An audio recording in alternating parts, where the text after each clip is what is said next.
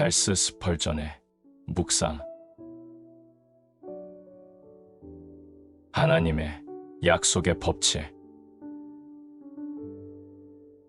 하나님은 약속하신 대로 우리에게 좋은 것을 주신다. 우리는 이 사실을 선포하고 이 말씀이 틀리다고 증명하기 위해 증거를 대려는 세상과 대적해야 한다. 나는 죽음의 극심한 고통 중에 있으면서도 예수님을 믿은 것을 후회하는 사람을 본 적이 없다. 뿐만 아니라 그 어디에서도 그런 일이 있었다는 것을 들은 적도 없다. 실제로 그런 경우가 있었다면 복음을 싫어하는 사람들이 곧바로 도처에 광고했을 것이다. 모든 사람들이 그 악한 소식을 들었을 것이다. 모든 설교자가 그 문제에 부딪혔을 것이다. 모든 교회의 예배당 문에 걸린 전단지를 보았을 것이다. 그 전단지에는 신앙심 깊은 삶을 살면서 구원자의 은혜를 의지했던 어떤 사람이 마지막 순간에 자신이 속았으며 십자가의 교리가 모두 허상이었음을 깨달았다는 내용이 담겨 있을 것이다. 나는 기독교에 반대하는 사람들에게 이런 예를 찾아보라고 도전하고 싶다. 부자와 가난한 사람들, 나이 든 사람과 젊은 사람들 중에서 그런 예를 찾아보라. 하나님은 절대 거짓말을 할 만큼 비열하지 않으시다. 단지 억측에 불과한 것은 하나님을 모독하는 일이다. 왜 하나님이 거짓되시겠는가? 하나님이 자신의 어떤 점 때문에 약속을 어기겠는가? 그것은 하나님의 성품에 어긋나는 일이다. 어떻게 하나님이 정의롭고 진실하지 않을 수 있겠는가? 하나님의 신실함이 부족해서 자신의 약속을 어기실 일은 결코 없다. 더욱이 전능하신 하나님이 자신의 능력 이상인 약속을 하실 일도 없다. 우리는 우리가 말한 대로 행하려고 애쓰지만 어쩔 수 없는 상황에 지배당하는 자신의 모습을 자주 보게 된다. 그리고 우리가 약속대로 행할 수 없기 때문에 우리의 약속은 실패로 돌아간다. 그러나 전능하신 하나님에게는 그런 일이 절대로 있을 수 없다. 하나님의 능력은 제한이 없기 때문이다. 하나님에게는 모든 것이 가능하다. 우리는 실수로 약속을 할 때도 있다.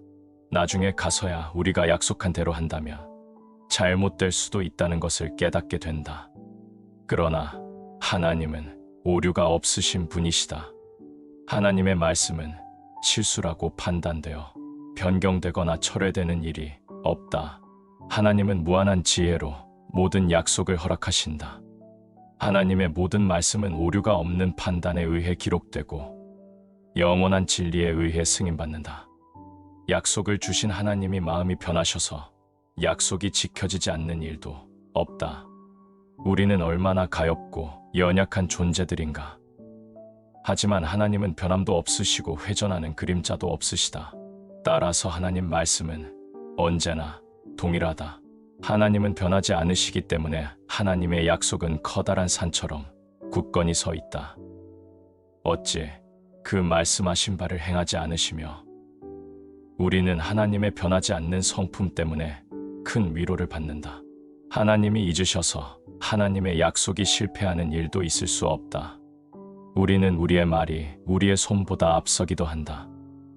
우리는 약속을 지키려 하지만 지키지 못할 때도 있다. 다른 일이 생기고 우리의 주의를 분산시키기 때문이다. 우리는 잊어버리기도 하고 냉담해지기도 한다. 하지만 신실한 약속자인 하나님은 절대 그렇지 않다. 하나님은 언제나 약속을 주신다. 모든 약속은 여전히 하나님의 입에서 나오고 있으며 사람들에게 양식이 되고 있다. 하나님의 약속은 가장 확실한 것이며 그보다 더 확실할 수는 없다. 하나님 말씀을 믿는다는 것은 아무도 정당하게 의문을 제기할 수 없는 것을 믿는 것이다. 하나님이 말씀하신 것인가? 그렇다면 틀림없이 그런 것이다. 하늘과 땅은 사라지지만 하나님 말씀은 사라지지 않는다. 하나님 안에는 불성실함이 없기 때문이다. 하나님 말씀이 이루어지지 않으려면 하나님의 성품과 본질 안에 불명예스러운 변덕스러움이 있어야 할 것이다. 하지만 그런 일은 있을 수 없다. 변하지 않는 약속의 말씀은 하나님이 주실 때의 법칙이고 또한 반드시 그래야 한다. 더 발전된 주장, 즉 이 법칙에 어긋나는 다른 법칙은 있을 수 없다는 주장에 대해 좀 더 생각해 보자. 사람들은 인과응보의 법칙을 말한다. 그 법칙이 하나님 약속의 법칙과 대치될 수는 있어도 하나님의 법칙을 결코 이길 수는 없다. 하나님이 나를 구원하실 수 있다고 저는 생각할 수 없습니다. 왜냐하면 제 안에는 선한 것이 없기 때문입니다라고 말하는 사람은 인과응보의 법칙을 믿는 사람이다. 하나님이 인과응보의 법칙으로 우리에게 해하신다면 당신의 말은 옳은 것이고 심판의 두려움은 없어지지 않을 것이다. 그러나 하나님의 아들 예수님을 믿는다면 그 법칙은 우리에게 적용되지 않게 된다. 우리의 좋으신 하나님은 인과응보의 법칙이 아닌 그분이 정하신 약속의 법칙에 따라 행하실 것이기 때문이다.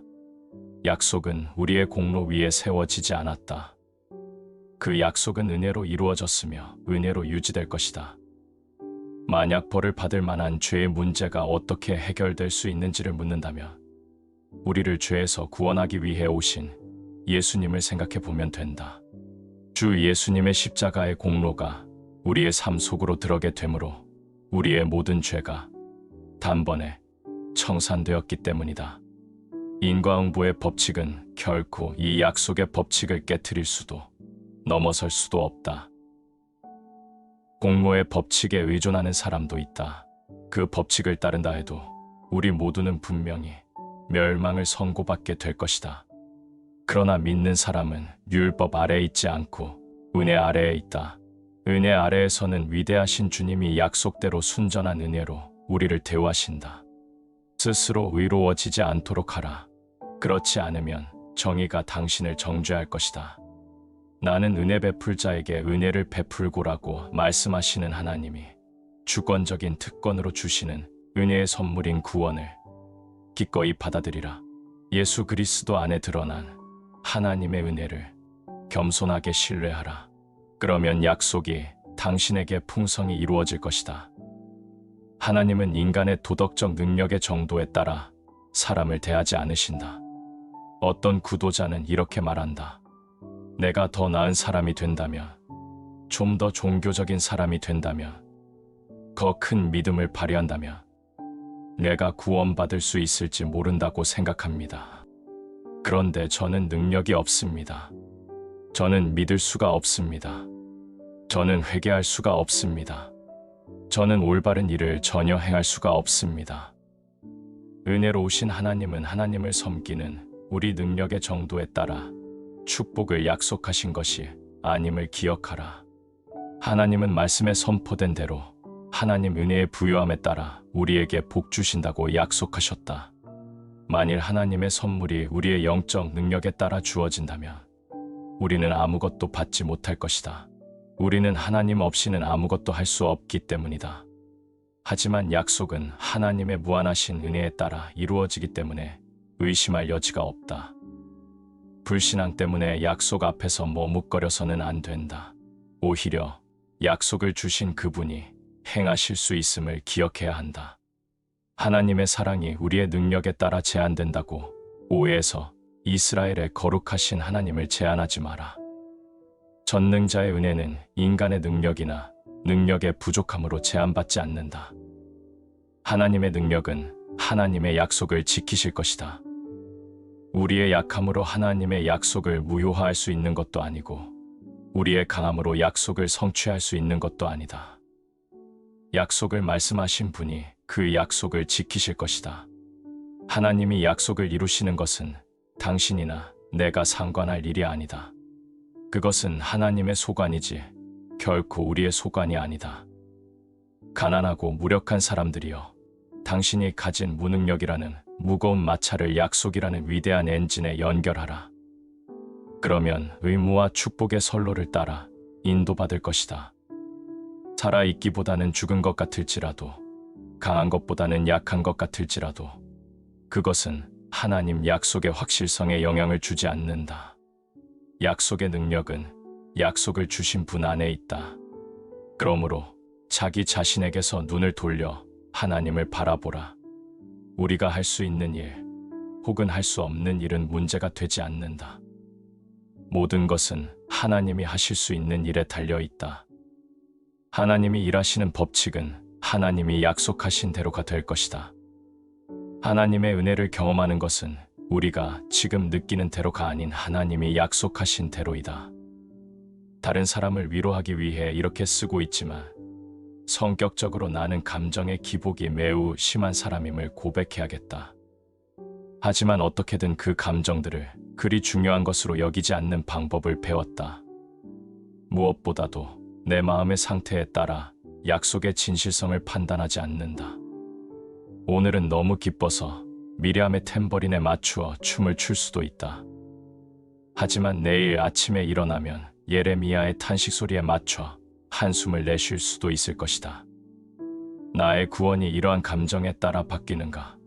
그렇다면 그 구원의 기초는 매우 변덕스러운 것임에 틀림없다. 감정은 바람보다도 변덕스럽고 거품보다도 실체가 없는 것이다. 이런 것으로 하나님의 신실하심을 판단하겠는가? 절대 그렇지 않다. 기압계의 상태에 따라 우리의 기분은 올라갈 수도 있고 내려갈 수도 있다. 그렇게 변하기 쉬운 감정을 믿을 수 있겠는가? 마치 성전을 파도 위에 짓는 것처럼 하나님은 그 영원하신 사랑을 우리의 감정에 맡기지 않으신다. 우리는 상상이 아닌 사실에 근거하여 구원받는다. 영원한 진리에 의해 구원받았는지 구원받지 않았는지가 증명된다. 그리고 이러한 은혜는 우리의 유쾌한 기분이나 절망에 영향을 받지 않는다. 당신의 감정을 하나님의 신실하심을 시험하기 위한 방편으로 삼지 마라. 그런 행동은 어리석음과 악함이 뒤섞인 것이다. 하나님이 말씀하셨다면 우리가 의기양양하든 낙담에 있든지에 상관없이 그대로 행하실 것이다. 우리의 하나님은 기적의 하나님이시다. 우리에게 있을 것 같지 않은 일, 불가능한 일이 하나님에게는 일상이다. 하나님은 혹이 있는 낙타를 바늘귀로 통과하게 하실 수 있다. 하나님은 없는 것을 있는 것처럼 부르신다. 당신이 구원받았다는 사실에 웃음이 나는가? 그 웃음이 사례의 불신앙의 웃음이 되지 않고 아브라함이 기쁨으로 기대했던 웃음이 되게 하라. 예수님을 믿으라. 그러면 내적으로나 외적으로나 항상 웃게 될 것이다. 의심 때문이 아니라 그 반대의 이유로 웃게 될 것이다. 하나님 은혜의 약속을 믿으라. 믿을 때 우리는 항상 기적이 일어나는 새로운 세상에서 살게 될 것이다.